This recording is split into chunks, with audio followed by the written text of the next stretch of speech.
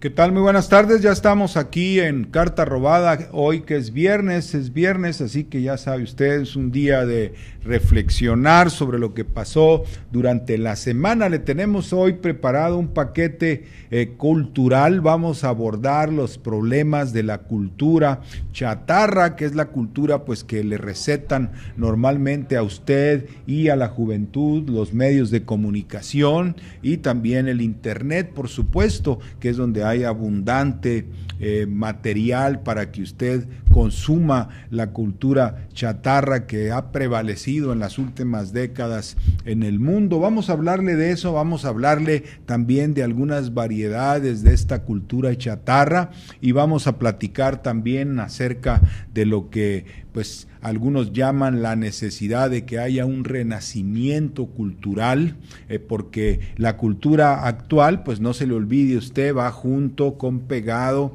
con el colapso de la economía, la decadencia económica de las últimas décadas, van juntas, no son una cosa de otra cosa, no son temas, pues como diría Carmen Aristegui, no se trata de que la economía es un tema y la cultura es otra, es el mismo proceso, es la cultura global, la cultura globalista, la que podemos llamar con toda justicia cultura chatarra, así que pues es en cierta forma también responsable de lo que ha pasado con los países. Queríamos antes, sin embargo, darle una repasada digamos al marco en que nos estamos moviendo. Es importante pensar en el mapa mundial, qué es lo que está ocurriendo.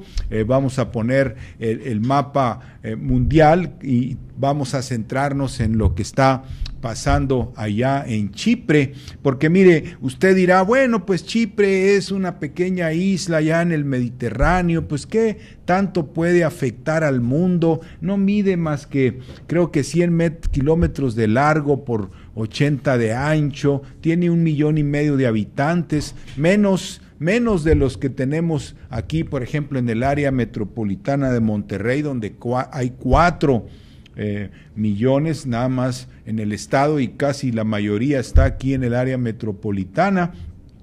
Tampoco se puede comparar Chipre ni siquiera con, digamos, una capital como la Ciudad de México, donde hay 20 millones.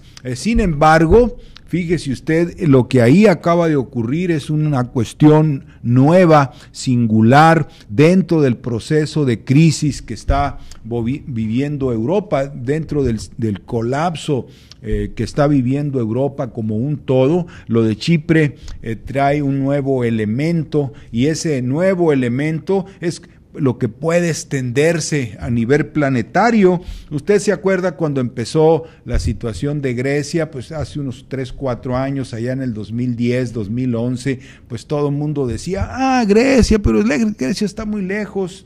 Y luego los disque expertos en economía hablaban, recuerde usted, de que lo de Grecia era un asunto de Grecia, luego ya que se extendió a Portugal, luego ya que se extendió a España, pero sobre todo cuando estaba en Irlanda, pues decían los disque economistas, disque sabiondos, decían, no, es un problema de los países periféricos de Europa, los países más pobres de Europa que están pues entrando en bancarrota, pero bueno, pues es porque no se saben administrar, es porque les falta les falta disciplina, gastaron mucho, se extrapolaron y se creyeron países ricos, en fin. Y luego, ya cuando el fenómeno se extendió hacia Francia, luego entró Inglaterra en quiebra también y sus principales bancos en bancarrota, como el caso del Banca Barclay, que tuvo que ser nacionalizada. Entonces dijeron,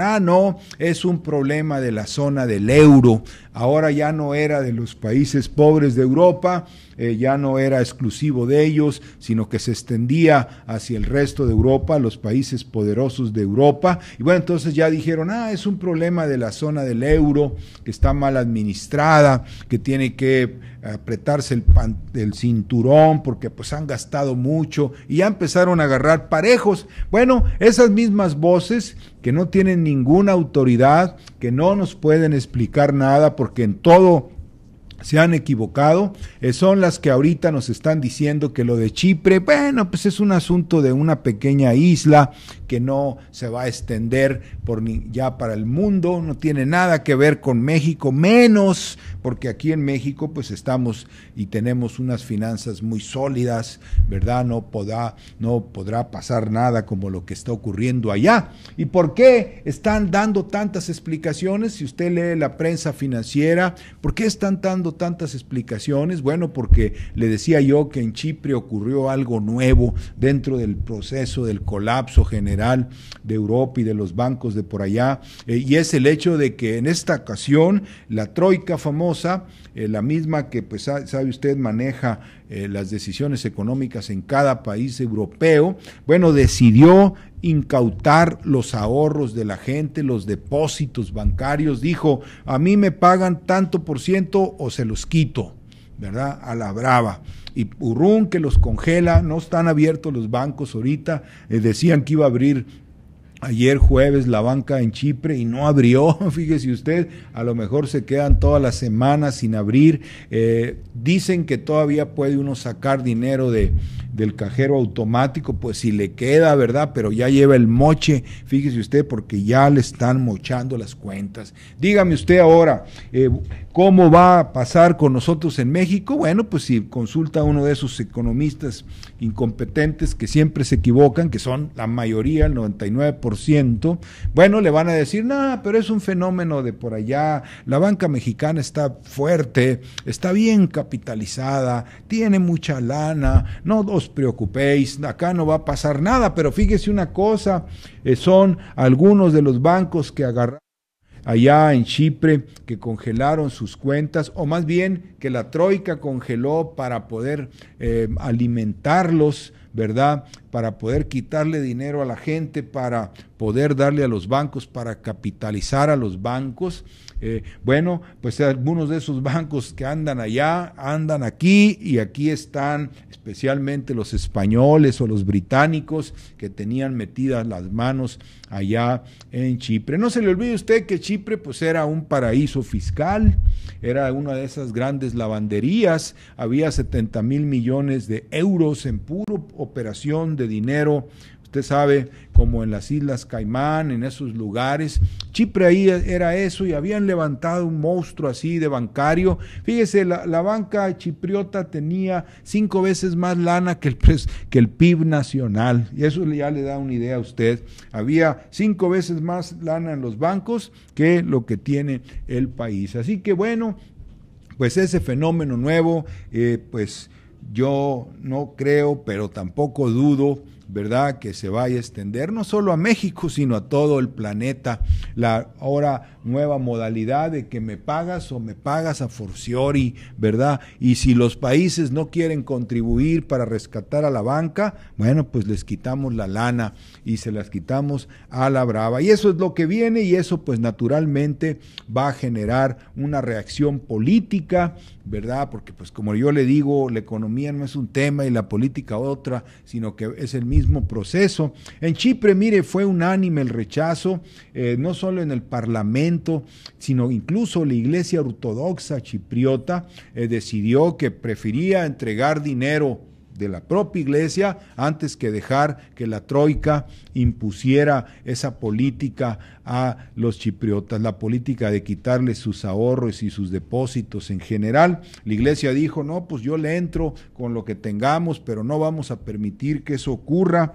En fin, y hubo una rebelión que inmediatamente cundió, fíjese usted, porque entonces en Grecia, en España, en Italia, en la propia Francia, ¿verdad?, donde el presidente Hollande, que no tiene ni 6 meses, ya es más impopular que Sarkozy. Fíjese usted, el que se acaba de ir, ya es más impopular que Sarkozy, que todo el mundo pues ya lo rechazaba por lo que había hecho. Bueno, pues ahora Hollande ya es más impopular y bien rapidito. Así que todos esos países están diciendo, bueno, y si Chipre no se dejó, o más bien están diciendo, ¿y qué tal si nos lo hacen a nosotros? ¿Qué tal si la troika nos quita los ahorros? Fíjese usted el pánico que se va a generar, ¿verdad? Y usted dígame si eso no va a repercutir para acá, si los dos principales bancos españoles, donde ya está cundiendo el pánico por lo de Chipre, pues andan por acá y son aquí también los dos principales bancos en México, me refiero a Santander y BBV Argentaria. Así que ese es el panorama, la respuesta política en Europa pues está siendo realmente de amotinamiento la totalidad de Chipre, y ahorita ya los griegos ya andan bien encabritados también porque dicen, órale, nos van a quitar hasta los, imagínense que me pagan a mí la nómina ahí, mis 20 euros, y llega la troika y me quita 10, imagínense usted nomás porque pues tengo que mocharme para el rescate bancario.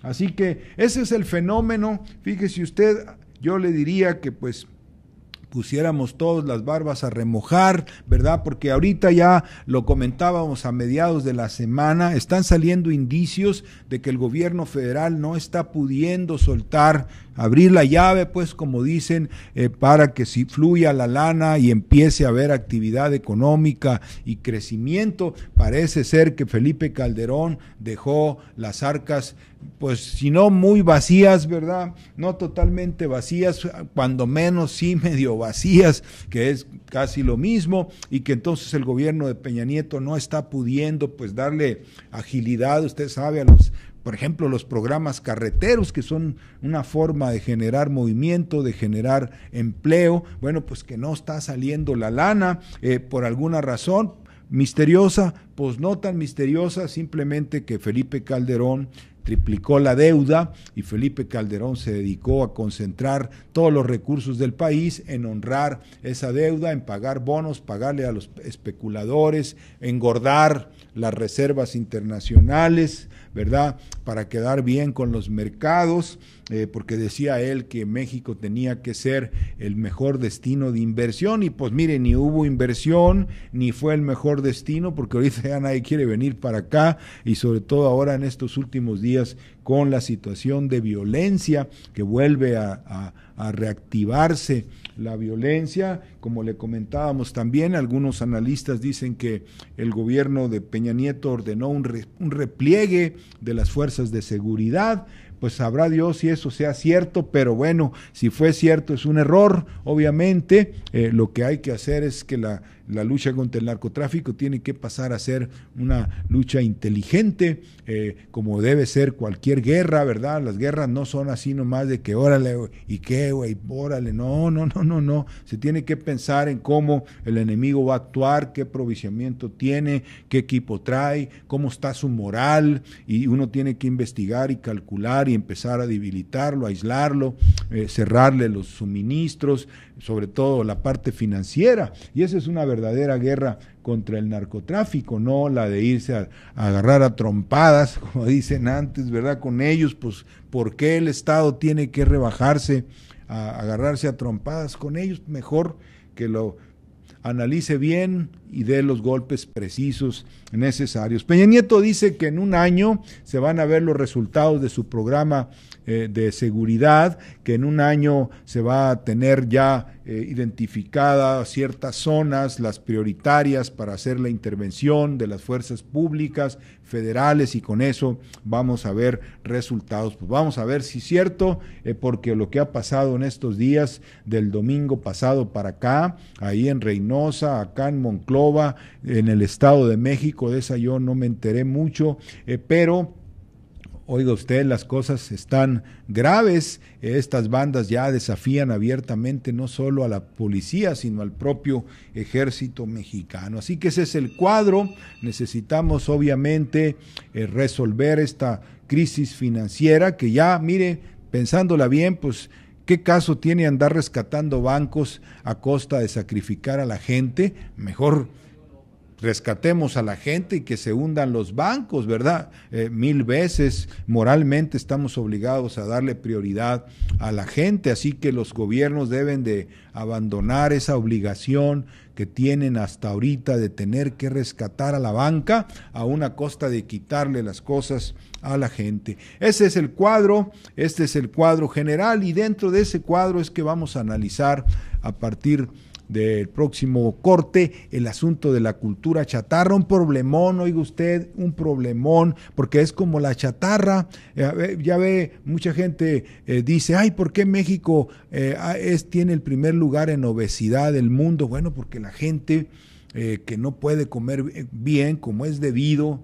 como Dios manda, como se decía antes, ¿verdad? Ir a su casa, prepararse una comida nutritiva, en fin, porque no le alcanza el dinero o porque no le alcanza el tiempo o no le alcanza ninguna de las dos cosas y recurre a la chatarra, y la chatarra se está haciendo muy habitual, las conchitas, las papitas, los churrumais, los famosos nachos que dan la impresión de que son muy nutritivos, pero no son.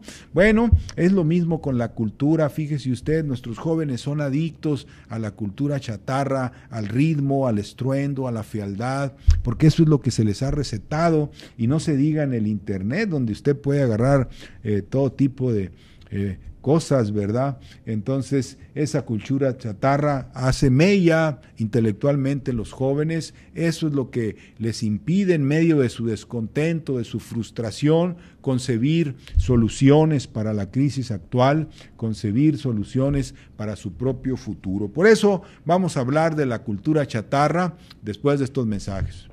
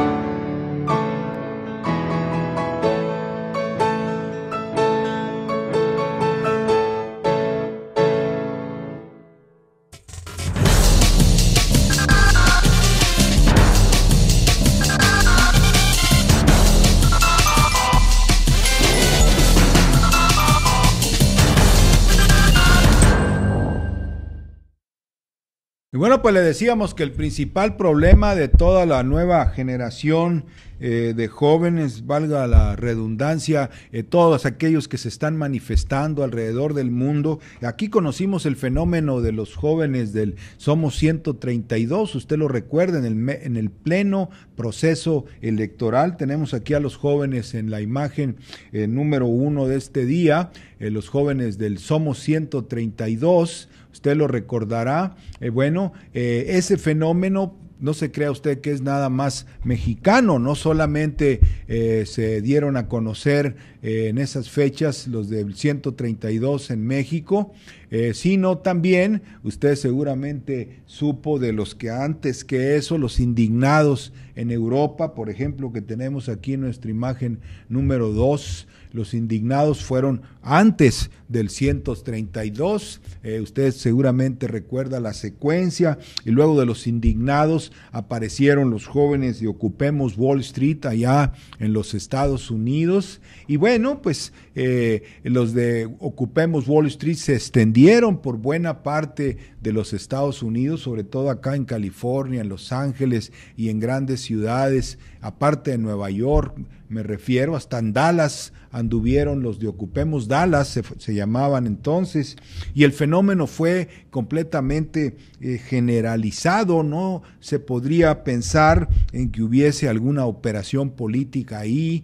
Por ejemplo, en el 68, pues se podría suponer que se movieron algunas fuerzas para alebrestar a los jóvenes, pero en este caso no, se generalizó el fenómeno.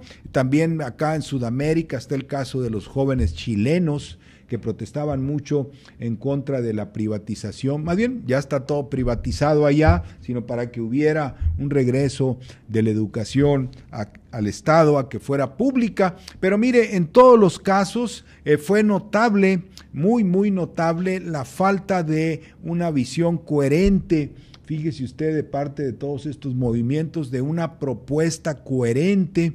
En la mayoría de los casos fue mera oposición y de formas muy diversas, que los hacía completamente, ¿cómo le diré?, inefectivos. Aquí en México se unificaron un poco en torno a la demanda de ir contra Televisa, pero pues, ¿cómo se va a democratizar Televisa? Pues es decir, es pedirle pararse en una pared, ¿verdad?, y pedirle que la pared genere flores. Pues no va a generar flores porque no puede ser democrático Televisa. Televisa está para lo que está, es para lo que es su negocio y es precisamente el de idiotizar. Pues ya ve, Televisa te idiotiza, pero bueno, aquí agarró se concentró en ese punto la demanda del 132, pero en general pues era una visión un poco caótica. Y mire, tiene mucho que ver precisamente esta falta de alternativa que presentaron los jóvenes, que es su flanco débil, ¿verdad? Porque déjeme decirle, nadie va a ser o está siendo más afectado por la situación de la economía en este momento que los jóvenes. Yo le diría que incluso más que los ancianos, ¿verdad?, más que las personas de la tercera edad a las que se les está quitando la pensión, o por ejemplo en Europa y se les corre de sus viviendas, o en los Estados Unidos, que está ocurriendo también lo mismo, pero al joven ni siquiera se le ha dado la oportunidad de tener vivienda o de tener pensión o de tener trabajo. Entonces, sin embargo, no han generado una concepción que les permita hacer frente o seguir a alguien que tenga una concepción que les permita hacer frente y darle una salida a esta crisis. Y tiene que ver, yo le decía, con la cultura chatarra. ¿Qué quiero decir yo con cultura chatarra? Pues que es chatarra. ¿Cuál es la comida chatarra? La comida chatarra es la que usted encuentra en todos lados, en cualquier estanquillo que se pare, en cualquier changarrito, en cualquier tienda de conveniencia, como se les dice, y son de muy fácil acceso, de muy fácil elaboración, porque se hacen en base a harina La mayoría de ellas harina de maíz o harina de trigo, son de muy fácil elaboración, no tienen ninguna complicación, son muy baratas y se le venden a la gente baratas y la gente pues las compra por baratas, ¿verdad?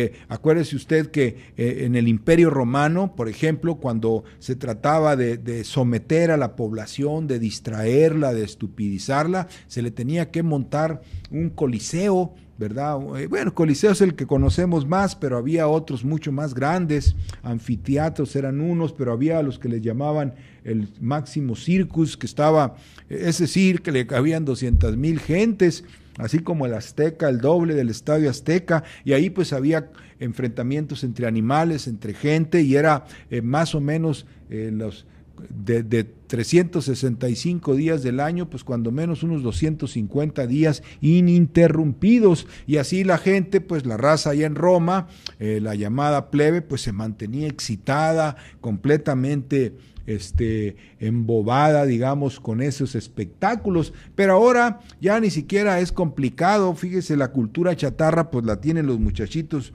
ahí en las computadoras. Aquí tenemos en la imagen 5 y seguramente usted lo ha padecido si tiene hijos que se emprenden de la computadora o del celular y que no se les puede despegar, que no lo pelan a uno, ¿verdad? Cuando uno les quiere hablar o decir algo.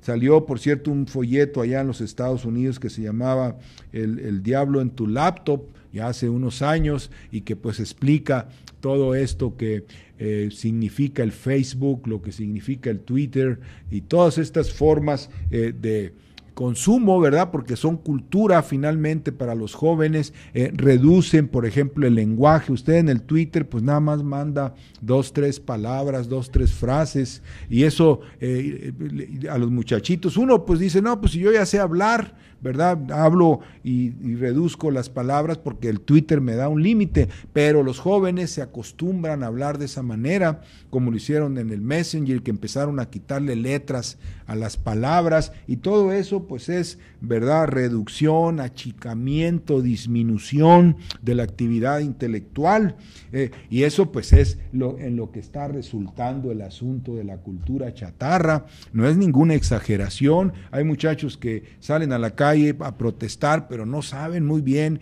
ni siquiera que hay una economía que está en crisis. No, ellos salen porque pues, se sienten inconformes, porque no hay empleo o porque cualquier cosa, ¿verdad? Pero muy pocos de ellos pueden presentar una alternativa o elaborar una concepción coherente, y eso no es culpa de ellos, no es una deficiencia de ellos personal, sino es la labor de esta cultura chatarra. Agréguele usted todo este asunto de las películas de Hollywood, ¿verdad? De vampiros, de zombies, del hombre lobo, de Harry Potter, todo lo que es el ocultismo, ¿verdad?, que están manejando culturalmente. Tan es así que este año que premiaron la película Lincoln y la otra Argos, que es sobre la toma de la embajada de Irán por allá en los 70s, bueno, pues resultó muy racional, porque normalmente son películas o de monstruos o de ocultismo las que se premian, así que todo eso conforma la cultura chatarra, que como le digo, pues no le da elementos a los jóvenes, sobre todo a los jóvenes, para enfrentar la crisis actual, que es una crisis general de civilización, una gran crisis, ¿verdad?, que la humanidad no había vivido probablemente en unos 400 años, y bueno, pues se necesita otra perspectiva. Finalmente, nada más para terminar con este capítulo, le quiero mencionar esto de las enfermedades culturales. Fíjese usted, porque pues mire, por ejemplo, si usted tiene algún tipo de infección, pues si usted tiene tuberculosis o usted tiene alguna de esas enfermedades, pues ya se sabe que proviene de algún virus o de alguna bacteria que ya está identificada y para la cual se puede dar algún medicamento. Sin embargo, en las últimas décadas han aparecido enfermedades a las que no se les puede diagnosticar un origen. Me refiero, por ejemplo, al caso de la anorexia. Aquí tenemos una imagen que usted seguramente ya la tiene muy identificada. En la imagen 7, las personas que se ven en el espejo y se miran gordas, y entonces deciden no comer y pueden estar ya a punto de morir de hambre y en sus puititos huesos, como se dice ahora, y sin embargo vuelven al espejo y se vuelven a ver gordas. Y bueno, está también el caso del llamado déficit, del síndrome de déficit de atención, que es el caso de estos niños que brincan todo el día, que no se pueden concentrar, que difícilmente pueden atender la clase. Tenemos aquí en la imagen 8 uno de esos casos de déficit de atención que se ha generalizado, pero que tampoco se les puede encontrar un origen fisiológico o algún virus o algún agente externo que los haya causado, sino que necesariamente son enfermedades de la cultura.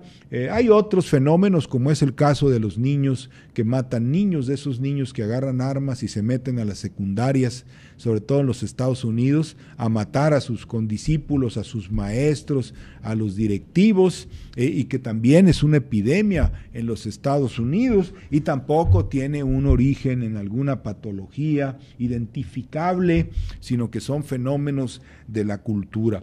Y eso pues tiene que ver con la cultura chatarra, con el exceso de exposición ante el Twitter, el Facebook, la computadora, con la moda impuesta de las mujeres delgadas, ¿verdad?, que se establece como un ideal para los jóvenes, para las jovencitas sobre todo, y ellas pues intentan, ¿verdad?, parecerse a esas modelos completamente en sus huesos, que salen exhibiendo cada año la ropa de algún diseñador o de muchos diseñadores. Y bueno, pues las muchachas, por ejemplo, imagínense usted acá en México, que comemos mal, que comemos mucha chatarra, mucho maíz, bueno, pues es imposible, ¿verdad?, para cualquier jovencita tener un cuerpo esquelético, antes más bien al contrario, y bueno, lo sufren, culturalmente lo sufren.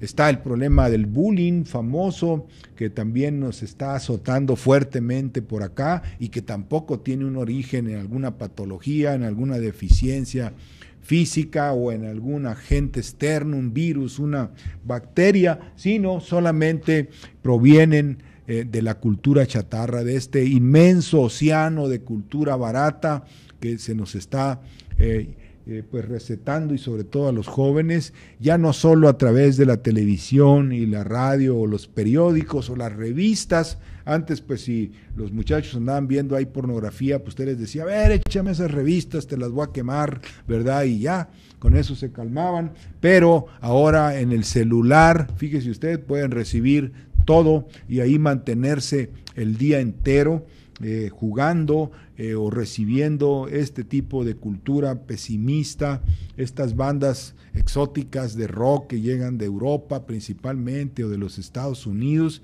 y que no inducen más que al nihilismo, a la desesperanza, a la frustración. Esa es la cultura chatarra y ese es el daño que está haciendo sobre nuestra juventud. Me quiero también referir al caso de la trova cubana, que ya no le afecta mucho a los jóvenes porque los jóvenes no la pelan mucho, pero sí a los cincuentones, a los cuarentones, y también es una forma de cultura chatarra, fíjese usted, aunque parezca supuestamente muy sesuda, ¿verdad? Así como que porque dice que es crítica, ¿verdad? Pero en realidad pues también forma parte del género de la cultura chatarra. Vamos a regresar con eso después de estos mensajes.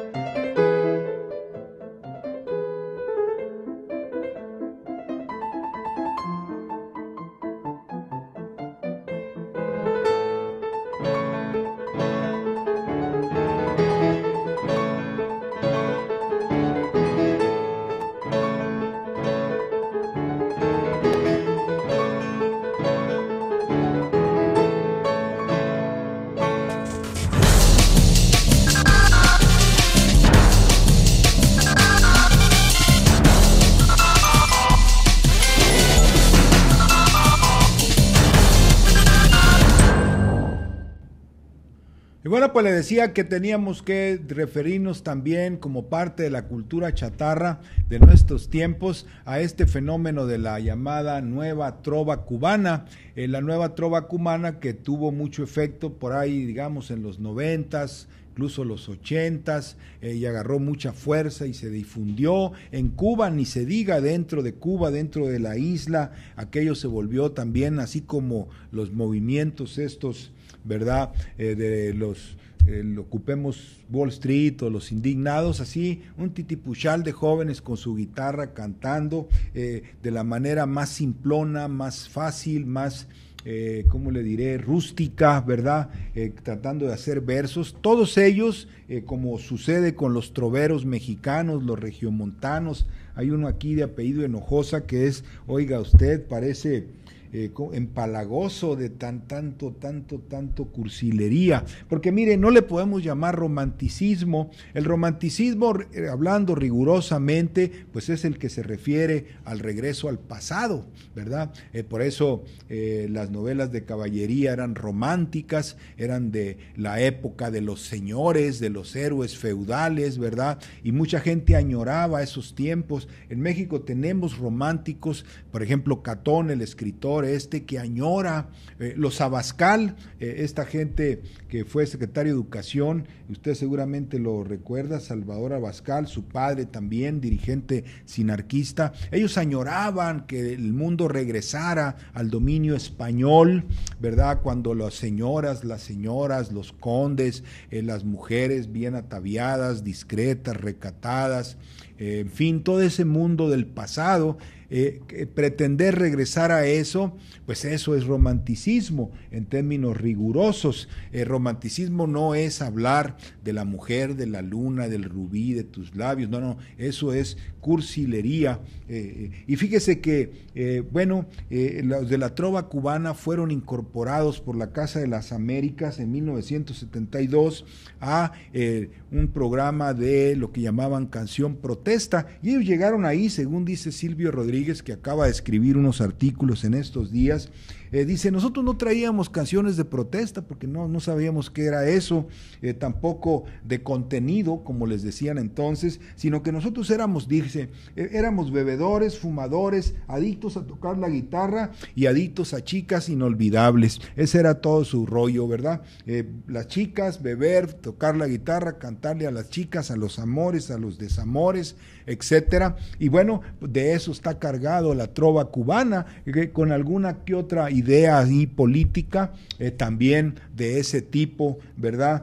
Por ejemplo, ahorita Silvio Rodríguez y otras figuras de la trova cubana están enfrentando el problema de que se les fue Pablo Milanés como que se quiso volver gusano de Miami, ¿verdad? De esos anticastristas que viven en Miami, empezó a atacar al gobierno, se separó de este grupo de troveros, a pesar de que pues ellos habían hecho el movimiento de la trova cubana en Cuba, valga la redundancia, ¿verdad? Y Pablo Milanés pues está diciendo que la revolución valió queso, y bueno, y tienen el problema de que pues ya se acabó, ¿verdad?, el apoyo soviético ya hace rato. Cuba está entrando en una crisis grave, pues como la de todo mundo, ¿verdad? No es nada más porque sea Cuba, no hay un solo vecino que no esté en crisis, ni siquiera los Estados Unidos, pero Silvio Rodríguez y su gente defienden al sistema actual, pero lo defienden de una forma muy curiosa. Fíjese usted, dicen ellos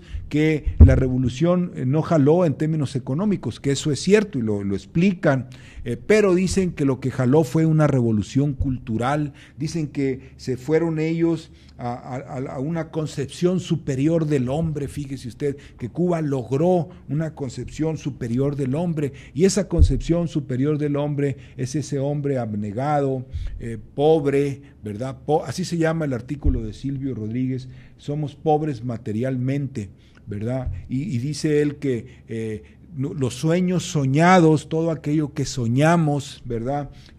No se pudo realizar, pero el hecho de soñarlos, de buscar una nueva sociedad, eso es lo que Cuba aportó. Imagínese usted, cero concepción del desarrollo económico, de cómo debió haber caminado. Están discutiendo si abriendo la economía a los mercados puede jalar o no puede jalar, si el Estado, si los mercados. Es una discusión que demuestra que no tienen idea de cómo sacar adelante a su propio país, pero creen que la revolución aportó esta figura que es así emblemática al estilo del Che Guevara, ¿verdad? Y eso es lo que domina culturalmente a la trova cubana. Y mire, en el pasado, porque la mitad es eso y la mitad es la cursilería, o más bien son como un 20% de las ideas estas románticas de la revolución, y el otro 70-80% es la cursilería. Yo le llamo cursilería extrema porque se han dado unos troveros aquí en el país, como este que le voy a presentar aquí, Fernando Delgadillo, que está en el 11 de nuestras imágenes. No, qué terribles son, y además no tienen, como diría, progenitora, se sueltan hablando y hablando y hablando, y luego cursilería, y cada vez más cursi, y cada vez empalagosísimo, parece ¿cómo le llamaban? Una charamusca, y ustedes tan empalagoso aquello, ¿verdad? Claro, se ponen muy radicales acá en términos de que, por ejemplo, los cursis de los 40, los panchos, los 3 haces, los 3 diamantes, pues hablaban de la intimidad, ¿verdad? Eso era lo más erótico que se podía mencionar en una canción. Cuando estemos en la intimidad, decían, pero ahora estos no, que tus muslos y que no sé qué. Entonces se sienten muy radicales, ¿verdad? Porque dicen acá directamente lo que según el Quijote se debería dejar a la imaginación. Pero bueno, esa es la trova en versión mexicana. Aquí le digo, hay una Hinojosa, Licho Hinojosa creo que se llama, un nicho que también es súper empalagoso, como yo digo, extremistas de la cursilería. Y mire, déjeme contarle que por allá en el siglo XVII, cuando el siglo de oro español, hubo un debate, fíjese usted, así como Cervantes, que tenemos aquí en nuestra imagen 13, Cervantes, usted lo conoce, el autor del Quijote, ¿verdad? Miguel de Cervantes decía que, bueno, que él había dedicado su obra a combatir las novelas de caballería, que era la cultura chatarra de aquel entonces, porque pues las novelas de caballería traían a la pobre gente muy, muy amensada, ¿verdad? Que el fulanito caballero que fue a combatir dragones y que su amada lo dejó y que esto y que el otro, y la gente se apasionaba, pero tremendamente, como si fueran telenovelas, como las telenovelas de ahora. Entonces Cervantes dijo, pues yo voy a hacer esta obra para ver si le logro hacer algo a las novelas de caballería. Si logro hacerlas caer, pues con eso me voy a dar por bien servido. Pero en el Inter tuvieron que agarrar también a estos poetas, porque acuérdese usted que en los tiempos de Cervantes, Europa estaba viviendo un periodo muy difícil, era la guerra a los 30 años, imagínese usted. Y luego venían de un periodo terrible también, que fue el del siglo XI, el siglo XII, el siglo XIII, que son los que Shakespeare aborda en sus obras, ¿verdad? La referencia a los periodos en que la oligarquía se hacía cachitos, ¿verdad?, entre ellos mismos, y era un periodo de oscuridad para la humanidad. Imagínense, le dijeron a la gente que la tierra era plana y la gente se comió el cuento, cuando ya había habido gente como Erastóstenes, casi 1000 años antes, que habían medido la circunferencia de la tierra. Así que eso le da una idea de cómo fue el periodo del siglo XI, XII y XIII. Bueno, ahí aparecieron los primeros trovadores, los primeros trovistas, que eran lo mismo. Unos eran de la nobleza y se dedicaban a eso, a cantar canciones casi siempre de amor, 80% de amor, algunas eran de epopeyas y cosas por el estilo, pero casi 80% de amor. Y bueno, eran simplones, ¿verdad? Con estribillos, muchos estribillos, repitiendo los estribillos y planteando 2, 3 versos adicionales sobre temas que casi siempre tenían que ver, dice un estudio de un español, con un amor no correspondido, era el tema, ¿verdad?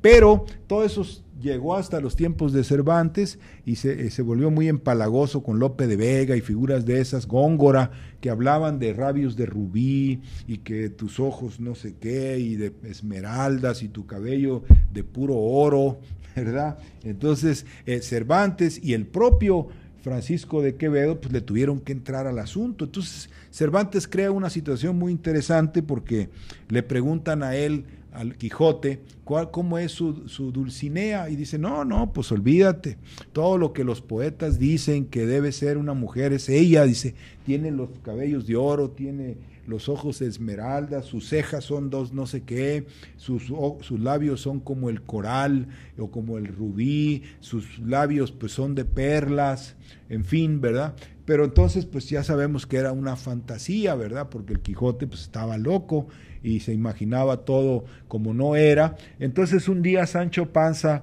va a ver a la tal Dulcinea, que era Aldonza, ¿verdad?, que vivía en el Toboso, y se da cuenta de que no, que dice, no, esta no es, como dice mi señor Don Quijote, esta tiene los ojos de perlas, tiene los cabellos como de buey, como de cola de buey, en fin, la empieza a describir, y luego va y le cuenta a alguien y en presencia del Quijote, y el Quijote se queda muy mortificado, y le dice, espérate, tienes que corregir, tú no puedes decir que mi señora tiene los ojos de perlas, te equivocaste, yo creo que le viste, en vez de verle los ojos, le viste los dientes, le dice, porque los dientes son los que son de perlas, ¿verdad? Porque así lo dicen los poetas. Entonces ahí se despacha Cervantes duramente a estos pues cursis, ¿verdad?, que como son los troveros de ahora, y en aquel tiempo pues había muchos troveros. También fíjese usted, Quevedo se mete en el problema porque dice, bueno, yo por menso en un momento dado pues te dije que eras como el sol, ¿verdad? Pero le dice más bien, corrigiendo en otro verso, por supuesto muy bien hechos, ¿verdad? Porque pues usted sabe cómo eran estas gentes, dice... le dice, te dije que tenías los cabellos de oro, básicamente, ¿no? En español, sencillo, moderno, ya tuitero.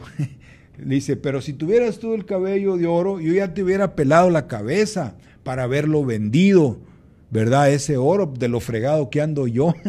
O sea, que corrige, ¿verdad? Él mismo, los versos que él le hace a Lisi, que era su supuesta dama, ¿verdad? Entonces le dice, igual le dice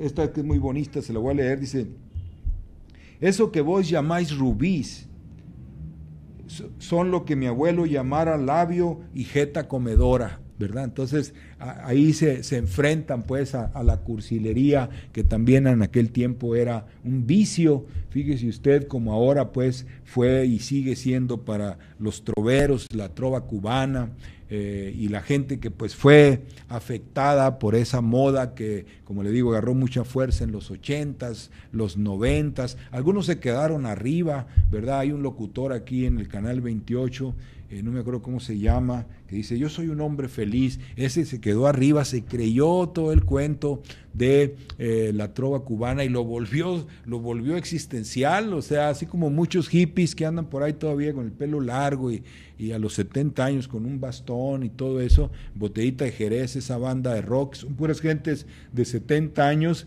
que todavía se visten igual y todavía creen en lo mismo, ¿verdad? Y creen que fumar marihuana te eleva. Bueno, pues así, no me acuerdo su nombre ahorita, este locutor del Canal 28, que agarró en serio a la trova cubana y vive en ese mundo, fíjese usted, de cursilería extrema. Así que, bueno, pues cuidado con la cultura chatarra, cuidado con lo que le pues recetan, porque miren, es muy sencillo, estamos viviendo en un periodo de una oscura, eso ya lo dicen hasta en las universidades, ¿verdad? Esto ya no es ningún secreto, y pues para salir de esta situación, en términos económicos, en términos científicos, en términos culturales, pues vamos a necesitar un renacimiento, y el último que hubo, que empezó por allá en 1440 y tantos, no fue como como ahora se piensa o se pretende, muchas opiniones, a ver qué piensan todos, cómo vamos a hacer un renacimiento, voten, opinen, que se haga un consenso, que sea plural. Eso no ocurrió, fíjese usted, allá se encargó Petrarca, que tenemos aquí en el número 15, este poeta, usted lo conoce como poeta, pero hacía muchas cosas más, el gran Petrarca. Entonces él se dedicó, ¿sabe qué? Él y su grupo se dedicaron a traducir las obras de Platón. Estábamos hablando de los 1440, se pusieron a traducir las obras que se habían escrito 1700 años antes. Fíjese usted, porque consideraban que divulgar eso, dar a conocer eso, era la única manera de provocar una nueva concepción del universo, de la sociedad, del propio hombre entre la población. Así que recurrieron a lo mejor, no recurrieron a puntos de vista. Por eso yo le puedo asegurar que el renacimiento que tiene que venir va a tener que hacer algo parecido. Vamos a tener que recurrir a los clásicos, vamos a tener que recurrir a figuras como Cervantes, como el propio Quevedo, Shakespeare, que se enfrentaron a un periodo de decadencia como el que nosotros estamos viviendo ahora, y no es decadencia nada más en términos morales, ¿verdad? Porque acuérdese usted, la realidad no se divide en temas, la realidad es un solo proceso. Si hay decadencia económica, pues la tiene que haber cultural, la tiene que haber moral, la tiene que haber en el arte y la cultura. No puede ser que una cosa vaya para arriba y la otra para abajo. Entonces Cervantes y estas gentes pues se dedicaban a construir algo hacia el futuro, hacia lo que tenía que venir en el futuro, y siempre fueron de ese rigor. Necesitamos pues volver a los clásicos para que pueda haber un renacimiento. Un renacimiento no va a salir de muchas opiniones, un renacimiento no va a salir de la pluralidad, como creen. Es más, de la pluralidad no sale nada, fíjese usted, y si no vaya usted a una reunión del PRD, verá qué plural son, o cualquier reunión de la izquierda, porque bueno, pues en los demás partidos todo es dictadura, ¿verdad? Pero entre la izquierda todo el mundo habla y dice y nunca resuelven nada, no caminan, no avanzan, y son muy plurales. Así que no va a haber renacimiento que venga del pluralismo. Vamos a terminar, esperemos que le hayan servido estos elementos que le proporcionamos, pues para mejorar su juicio de las cosas. Ese es nuestro propósito, no meramente darle información, porque pues esa la puede encontrar en cualquier otro lado. Así que lo esperamos el próximo lunes, ya sabe, aquí a mediodía en elregio.com, se mete y luego ahí le busca y ahí está la sección que se llama Regio Vivo. Nosotros vamos a poner estos programas en un sitio de YouTube que se llama así, Carta Robada, para que los pueda ver en la noche a cualquier hora. Ya van a estar de hoy en adelante. Gracias y hasta el lunes.